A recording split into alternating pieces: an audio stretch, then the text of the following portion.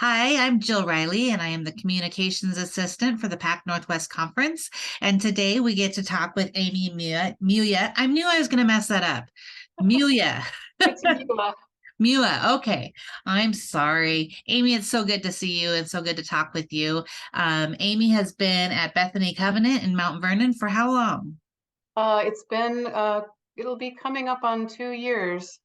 That's great. That's great. Well, I'm just looking forward to getting to know you and letting our conference know a little bit more about you. So what is your can you share your personal ministry background and a little bit about yourself? Sure, I'd be glad to. So, my family moved to the Skagit Valley, Mount Vernon, in 1998, and we started attending Bethany Covenant Church at that time. And also at that time, I found a local ministry called Tierra Nueva.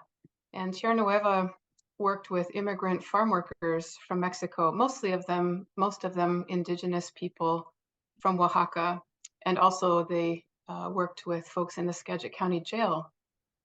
And so I have an undergraduate degree in Spanish. So I Mm, started serving with Tierra Nueva, got on the board, and pretty soon working with them in their family support center, serving the immigrant farm workers.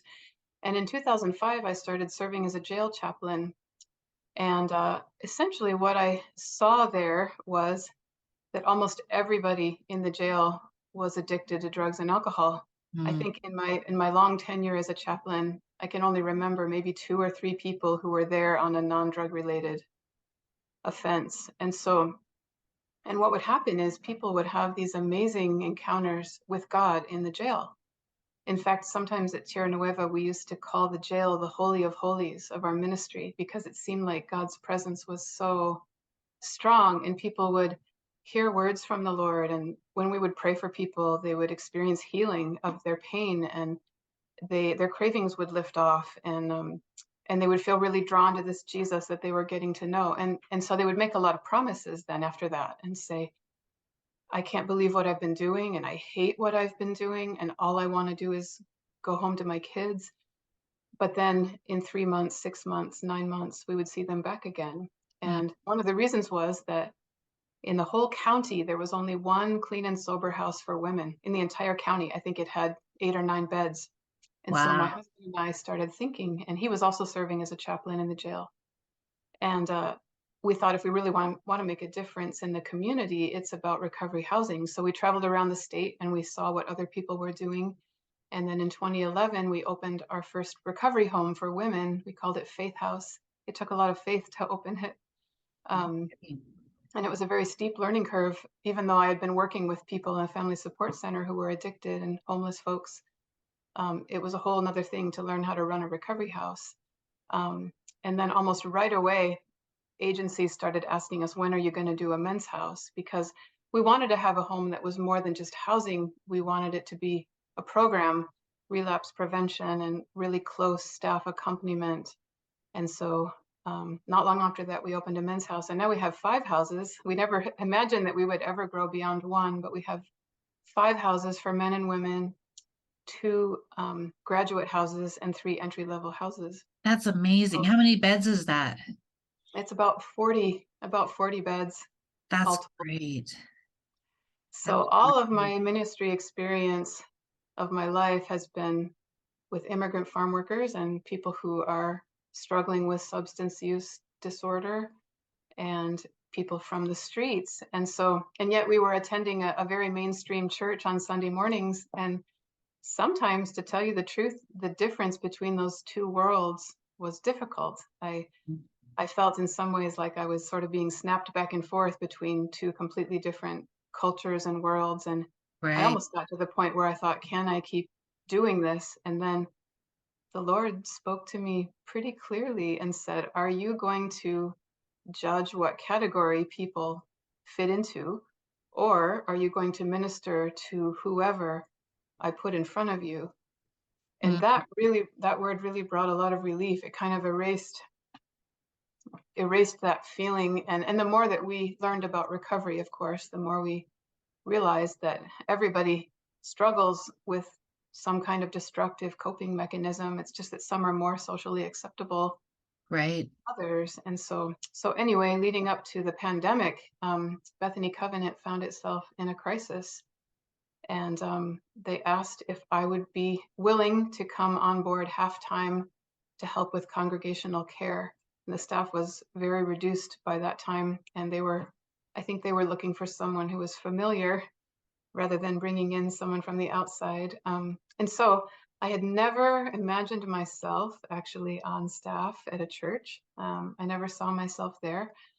But once I got there, it felt like a really surprisingly good fit. I felt like the people were responding to my care and I was loving them. And in some ways, that role, so I'm associate pastor of Congregational Care, and I came on board full time, I mean, permanently, a little while after that. And that role, it's interesting because it's in some ways both harder and easier than working with people in recovery. It's easier because in the churches, people are more polite. I Mhm. mean, people in early recovery they're going through a lot of hard things, and sometimes that manifests itself Right. outwardly.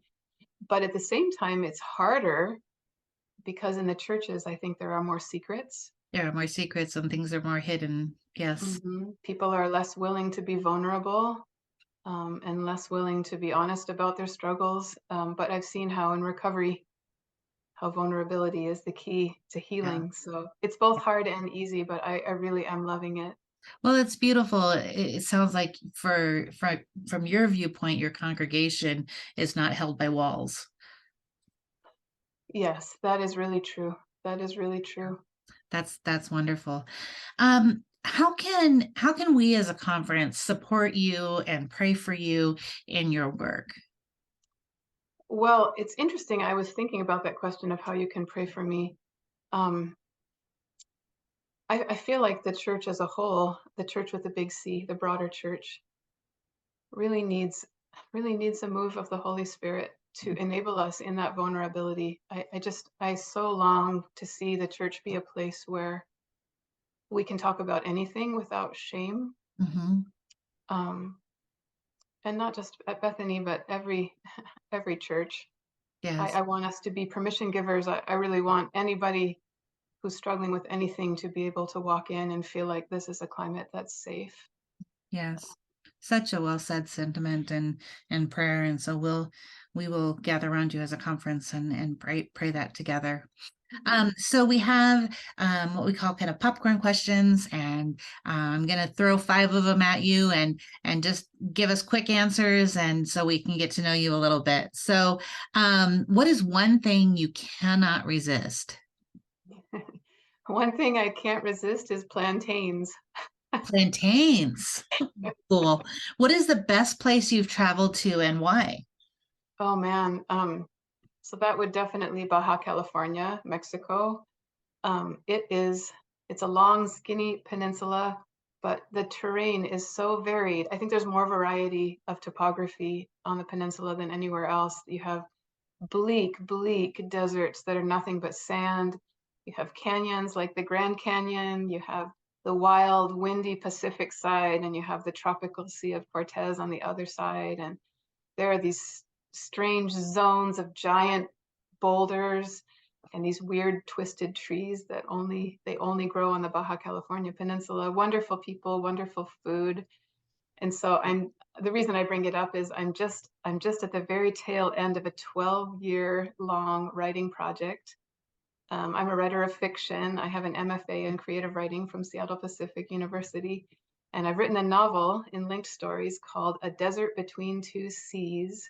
Oh, And cool. it's finally finished. I've published 10 of the chapters in various literary journals around the country, Uh-huh. and I'm ready at last to publish the book. And it's just a really, speaking of vulnerability, after so much time working on it, it feels very vulnerable to float it out into the world. And so if you're also wondering how you can pray for me, you Yes. can, for the right publisher, pray that it will find an audience, pray that the Lord will do with it whatever the Lord wants to do. So, last question. What would you most like to tell yourself at age 13? I think if I had the chance to speak to that young woman at 13, I would tell her that she's okay, that there's nothing wrong with her at all. Yes, absolutely. Well, Amy, it's been so nice to talk with you and hear a little bit about your heartbeat and your work with people and how you love people. So, thank you, and I hope the conference just is able to just wrap themselves around you and express that love to you back. Oh, thank you, Jill. Thanks for having me.